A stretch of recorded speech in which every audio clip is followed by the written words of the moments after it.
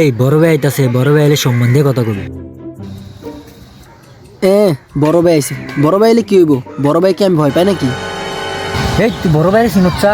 আরে বড় ভাই পুরো এলাকা চালা, বড় ভাই নাম শুনলে সবাই ধরে কাঁপে বেটা। ভয়ে কাঁপতে থাকে নাকি ভয়ে বাথরুমে চাপে?